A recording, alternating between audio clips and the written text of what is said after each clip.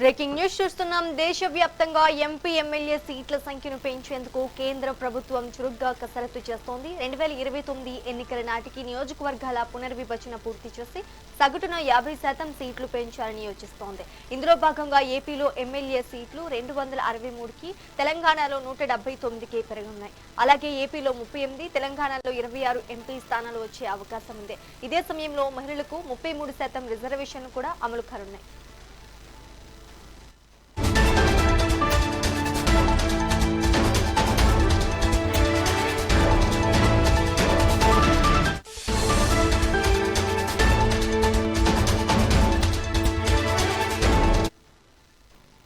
దేశవ్యాప్తంగా MP MLA సీట్ల సంఖ్యను పెంచేందుకు కేంద్ర ప్రభుత్వం చురుగ్గా కసరత్తు చేస్తోంది. 2029 ఎన్నికల నాటికి నియోజకవర్గాల పునర్విభజన పూర్తి చేసి సగటున 50% సీట్లు పెంచాలని యోచిస్తోంది. ఇందులో భాగంగా ఏపీలో ఎమ్మెల్యే సీట్లు 263కి, తెలంగాణలో 179కి పెరగనున్నాయి. అలాగే ఏపీలో 38, తెలంగాణలో 26 ఎంపీ స్థానాలు వచ్చే అవకాశం ఉంది. ఇదే సమయంలో మహిళలకు 33% రిజర్వేషన్ కూడా అమలు కానున్నాయి.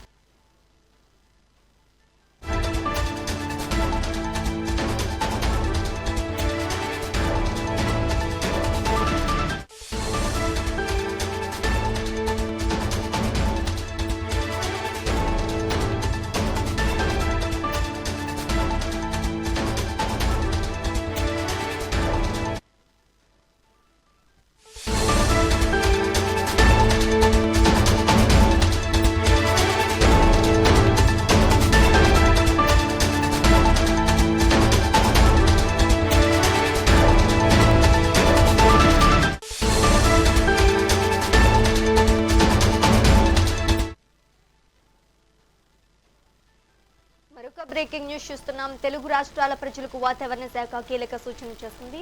రానున్న 5 రోజుల పాటు ఆంధ్రప్రదేశ్, తెలంగాణలో వర్షాలు కురిసే అవకాశం ఉందని వెల్లడించింది.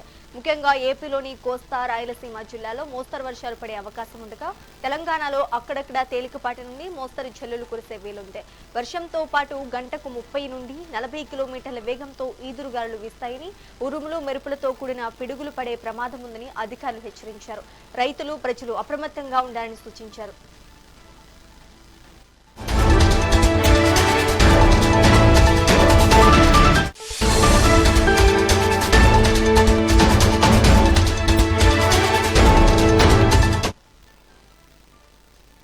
తెలుగు రాష్ట్రాల ప్రజలకు వాతావరణ శాఖ కీలక సూచన చేస్తుంది. రానున్న 5 రోజుల పాటు ఆంధ్రప్రదేశ్, తెలంగాణలో వర్షాలు కురిసే అవకాశం ఉందని వెల్లడించింది. ముఖ్యంగా ఏపీలోని కోస్తా, రాయలసీమ జిల్లాలో మోస్తరు వర్షాలు పడే అవకాశం ఉండగా, తెలంగాణలో అక్కడక్కడ తేలికపాటి నుండి మోస్తరు జల్లులు కురిసే అవకాశం వీలుంది.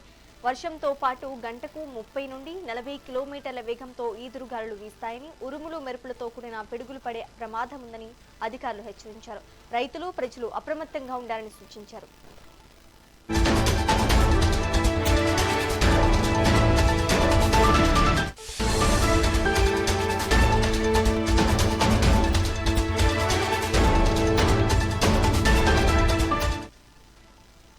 పెద్దపల్లిలో గొర్రె కాపరులు ఆందోళనకు దిగారు. తమ సమస్యలు పరిష్కరించాలని డిమాండ్ చేస్తూ కలెక్టరేట్ ఎదుట సంక్షేమ సంఘం ఆధ్వర్యంలో గంగుడి ధర్నా చేపట్టారు. ఈ సందర్భంగా తమకు నిధులు విడుదల చేయాలని గొర్రెల కాపరి రాష్ట్ర ప్రధాన కార్యదర్శి తిరుపతి యాదవ్ డిమాండ్ చేశారు. తమకు కేటాయించిన భూముల్లో హద్దులు చూపించకుండా ఇబ్బందులకు గురి చేస్తున్నారని అన్నారు. తమ మార్కెట్ను తమకే కేటాయించాలన్నారు. పెద్దపల్లి జిల్లాలో ఈరోజు మన కలెక్టరేట్ ముందు మా గొర్రెల కాపర సంఘం ఆధ్వర్యంలో మా రాష్ట్ర కార్యదర్శి, రాష్ట్ర ఉపాధ్యక్షుల ఆధ్వర్యంలో ధర్నా నిర్ణయించడం జరిగింది. ఎందుకంటే ఈ ధర్నా మాకున్న మార్కెట్లు హద్దులు లేక మా అమ్ముకున్నామంటే భూములు లేక చాలా ఇబ్బంది పడుతున్నారు. కాబట్టి మా గొర్రెల కాపర సంఘానికి ఆ మార్కెట్లు అయితే ఎక్కడైతే ఉన్నాయో వీటికి హద్దులు నిర్ణయించి మా మార్కెట్ లో మాకు అప్పగించాలని మేము కలెక్టర్ గారిని వేడుకుంటున్నాం. ఇంతకుముందు కూడా మేము మన పత్రిక తరఫున కూడా మేము తెలియజేయడం జరిగింది. ఇంతవరకు కూడా మాకు ఏ రెస్పాన్స్ లేదు. కాబట్టి ఇలా మేము అందరం మండల లెవెల్, జిల్లా లెవెల్ మేము ఇలా ధర్నా నిర్ణయించడం జరిగింది. కాబట్టి ఇప్పటికైనా మా చూసి కలెక్టర్ గారు దయగలిసి మాకు హద్దులేసి మా భూములు మాకు కేటాయించి ఎక్కడెక్కడ ఉన్నాయో చూసి అర్థం నిర్ణయించి మా యాదవ సంఘం అప్పగించాలని యాదవ సంఘం తరపున దుర్లకాపుర సంఘం తరపున ధర్నా నిర్మించడం కాబట్టి తప్పకుండా మాకు అప్పచెప్పాలని మేము కోరుకుంటున్నాం. ఈ రోజు గొర్రెల కాపర్ల సంక్షేమ సంఘం పెద్దపల్లి జిల్లా శాఖ అధ్యక్షులు సలేంద్ర రాములు యాదవ్ గారి ఆధ్వర్యంలో మన మార్కెట్లు మనమే కాపాడుకుందాం అనే నినాదంతో గొంగడి ధర్నాను ఇక్కడ కలెక్టరేట్ ముందు నిర్వహించడం జరిగింది, పెద్దపల్లి కలెక్టరేట్ ముందు.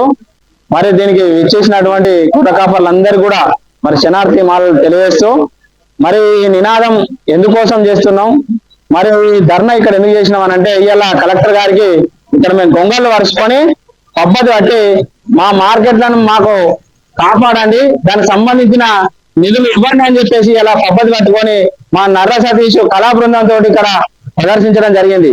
అట్లాగే మరి ఎన్ఎల్ఎం స్కీమ్ కు సంబంధించినటువంటి వాటికి సంబంధించినటువంటి సబ్సిడీలను వెంటనే విడుదల చేస్తూ మరి దానికి అడ్డుగా డిటిసిపి పర్మిషన్ కావాలని మరి ఆ స్కీమ్ లో పెట్టడం జరిగింది. ఆ డిటిసిపి పర్మిషన్ తీసుకోవాలంటే మినిమం 6 నెలలు సమయం పడుతుంది. కాబట్టి వాటిని రద్దు చేయాలని చెప్పేసి కూడా మేము కలెక్టర్ గారిని కోరడానికి. రాజన్న సిరిసిల్ల జిల్లా వేములవాడలో శ్రీరామనవమి ఉత్సవాలు ఘనంగా జరుగుతున్నాయి. ఈ నెల 27న సీతారాముల వారి కళ్యాణోత్సవం నిర్వహించేందుకు ఆలయ అధికారులు అన్ని ఏర్పాట్లను పూర్తి చేశారు.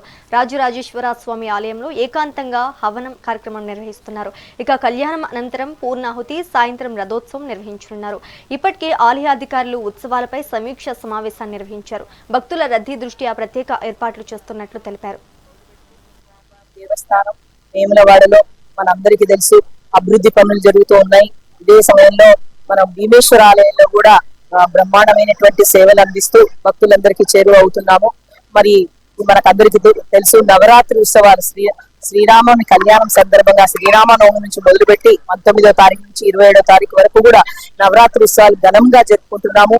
మనందరికీ తెలుసు ప్రతిరోజు ప్రత్యేకమైనటువంటి పూజలు, రాజరాజేశ్వర స్వామి వారి ఆలయంలో కూడా ఏకాంత సేవలు జరుగుతున్నాయి.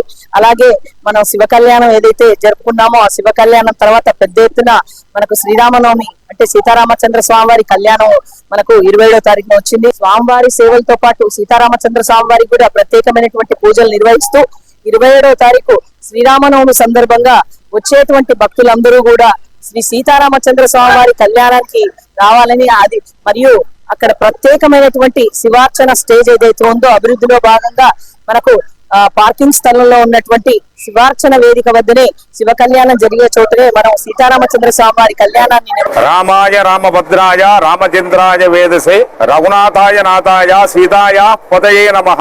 దక్షిణ కాశీగా ప్రసిద్ధిగాంచినటువంటి వేములవాడ శ్రీ రాజరాజేశ్వర స్వామి క్షేత్రంలో అనాదిగా శ్రీ సీతారామచంద్ర స్వామి కళ్యాణోత్సవం అత్యంత వైభవపేతంగా నిర్వహించుతున్నాము.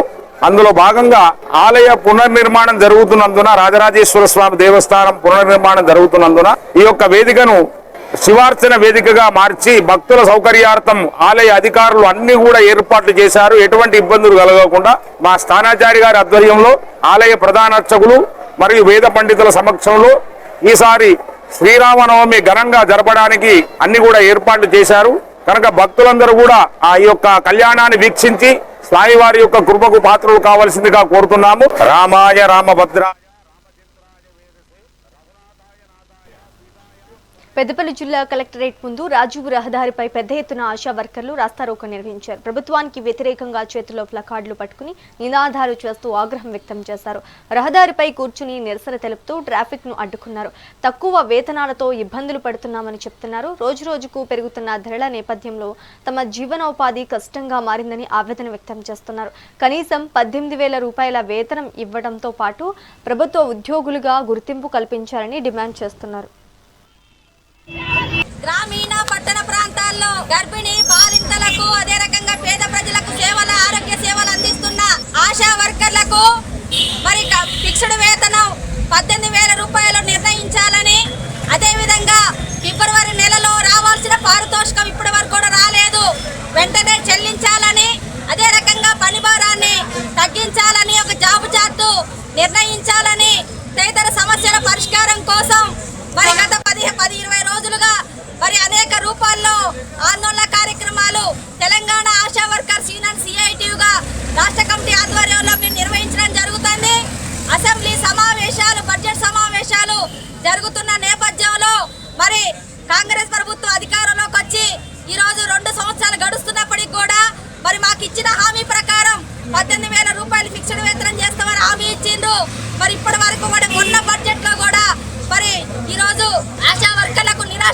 వచ్చింది బడ్జెట్ 18,000 రూపాయల గురించి మాట్లాడలేదు. కనీసం ఆశా వర్కర్లకు ఈ వేతనం ఎప్పుడు పెంచుతాం అనేది కూడా, ఫిక్స్డ్ వేతనం ఎప్పుడు చేస్తాం అనేది కూడా కనీసం ప్రకటన చేయకుండా అర్హులైన లబ్ధిదారులకు పెన్షన్ ఇవ్వాలని వీఆర్ఎస్ ఆధ్వర్యంలో గ్రేటర్ వరంగల్ మున్సిపల్ కార్పొరేషన్ ముందు ఆందోళన చేపట్టారు. వరంగల్ నగరపాలక సంస్థ కార్యాలయం ముందు వృద్ధులు, వితంతువులు, వికలాంగులు పెన్షన్లు ఇవ్వాలని బీఆర్ఎస్ ఆధ్వర్యంలో ఆందోళన చేపట్టారు. గత 2 సంవత్సరాల నుండి ఒక్క పెన్షన్ కూడా కాంగ్రెస్ ప్రభుత్వం మంజూరు చేయలేదని విమర్శించారు. ఎన్నికల్లో ఇచ్చిన హామీ 4,000 రూపాయల పెన్షన్ పెంపు పూర్తిగా విస్మరించారని అన్నారు. ఇప్పటికైనా ప్రభుత్వం అర్హులైన లబ్ధిదారులను గుర్తించి వెంటనే పెన్షన్ మంజూరు చేయాలని బీఆర్ఎస్ నాయకులు రవి డిమాండ్ చేశారు. వరంగల్ మహానగర పాలక సంస్థ ముందు 40 డివిజన్ బీఆర్ఎస్ పార్టీ ఆధ్వర్యంలో ధర్నా కార్యక్రమం చేపట్టడం జరిగింది. ఈ ధర్నా కార్యక్రమం యొక్క ముఖ్య ఉద్దేశం డివిజన్లోని భర్తలు కోల్పోయిన వారికి వితంతు పెన్షన్ ఇవ్వాలని, వయసు మళ్ళీ వృద్ధాప్యం పడ్డ వారికి వృద్ధాప్య పెన్షన్ ఇవ్వాలని, బీడీలు చేస్తూ అనేక అనారోగ్యాలకు గురై క్యాన్సర్ వ్యాధిని పడుతున్న బీడీ కార్మికులకు పెన్షన్ ఇవ్వాలని, భర్త విడిచిపెట్టిన ఒంటరిగా ఉన్న మహిళలకు ఒంటరి మహిళ పెన్షన్ ఇవ్వాలని, అంగవైకల్యం పొందిన వికలాంగులకు పెన్షన్ ఇవ్వాలని, చేనేత కార్మికులు నిత్యం కష్టపడుతూ చేనేత వృత్తిలో కొనసాగుతున్న చేనేత కార్మికులకు అర్హత గల వారికి మేము పెన్షన్ ఇవ్వాలని, గీత కార్మికులకు కూడా పెన్షన్ ఇవ్వాలని ఈరోజు ధర్నా కార్యక్రమం ఏర్పాటు చేయడం జరిగింది. ఇలా కాంగ్రెస్ ప్రభుత్వం వచ్చిన తర్వాత కళ్ళబొల్లి మాటలు చెప్పి ఇలా అధికారం వచ్చి ఇలా ప్రజలకు నట్టేయడం ఉంచుతాను, కానీ ఏనాడు కూడా ఒక సంక్షేమ పథకాన్ని అందించిన పాపన పోలే అని కూడా సందర్భంగా తెలియజేస్తున్నా. ఇలా ఆసరా పింఛన్ ఇప్పుడు వచ్చింది కాదు, గత 30 సంవత్సరాల క్రితం ఏర్పడ్డ పింఛన్ పథకం ఇది యథావిధిగా కొనసాగాలి. ఇలా భర్త చనిపోగానే సర్టిఫికేట్ రాగానే అర్హత ఉన్నదా లేదా అని వెంటనే పింఛన్ మంజూరు చేయాలి. 2.5 సంవత్సరాలు గడుస్తుంది. వికలాంగులున్న 2 కాళ్ళు లేక జీవన కొనసాగలేక వాళ్ళు కూలి పని చేసుకునే వాళ్ళు కూడా ఏం పని లేక ఇంట్లో ఉంటే కొంచెం ఆసరా అయిద్దంట. Adilabad Tamsi bus stand railway under bridge పనుల్లో జాప్యాన్ని నిరసిస్తూ మాజీ మంత్రి జోగిరామన్న భారీ ధర్నా చేపట్టారు. అండర్ బ్రిడ్జ్ పనుల సత్వరం పూర్తి చేయాలని డిమాండ్ చేశారు. భూసేకరణ చట్టాన్ని ఉల్లంఘిస్తూ కేవలం ఎన్నికల లబ్ధి కోసమే గుంతలు తీసి ప్రజలను ఇబ్బందులకు గురిచేస్తున్నారని మండిపడ్డారు. ప్రజలు రాకపోకలకు తీవ్ర ఇబ్బంది ఎదురవుతోందని, కార్మికులు, పిల్లలు, వ్యాపారులు, చిరు వ్యాపారులు తీవ్ర ఇబ్బందులు ఎదుర్కోవాల్సి వస్తోందని పేర్కొన్నారు. తక్షణమే పనులు పూర్తి చేయకుంటే తామే సొంత ఖర్చుతో గుంతలను పూడుస్తామని కలెక్టర్ వినతి పత్రం అందజేస్తూ హెచ్చరించారు. భూసేకరణ చట్టం ఉంది. భూసేకరణ చట్టం అనేది దాని ప్రకారంగానే ఆ ప్రక్రియ కొనసాగాలి. అసలు భూసేకరణ చట్టం ప్రకారంగా అసలు ప్రక్రియనే మొదలు కాలే. నేను జిల్లా కలెక్టర్ ఇదే క్వశ్చన్ చేస్తున్నా. భూసేకరణ చట్టం కింద మీరు ప్రక్రియ మొదలు పెట్టకుండా ఏం చేయాలా? ప్రక్రియ అంటే రైల్వే డిపార్ట్మెంట్ ఫస్ట్ నోటిఫికేషన్ ఇవ్వాలి. రైల్వే డిపార్ట్మెంట్ నోటిఫికేషన్ ఇచ్చి మాకు so and so Tamsi bus stand లో మాకు రైల్వే అండర్ బ్రిడ్జ్ కొరకు ఇంత ల్యాండ్ అవసరం ఉంది, మాకు భూసేకరణకి ఇంత ల్యాండ్ అవసరం పడుతుంది అని చెప్పి వాళ్ళు నోటిఫికేషన్ ఇస్తారు. ఏరియాలో ఎన్ని బిల్డింగ్లు పోతున్నాయి, ఈ బిల్డింగ్లు పోయిన తర్వాత జిల్లా కలెక్టర్ గారు ఆ ప్లగ్ మార్కింగ్ ప్రకారంగా రెవెన్యూ డిపార్ట్మెంట్ సంబంధించినటువంటి వాళ్ళ ఆఫీసర్స్ సర్వే చేయాలి.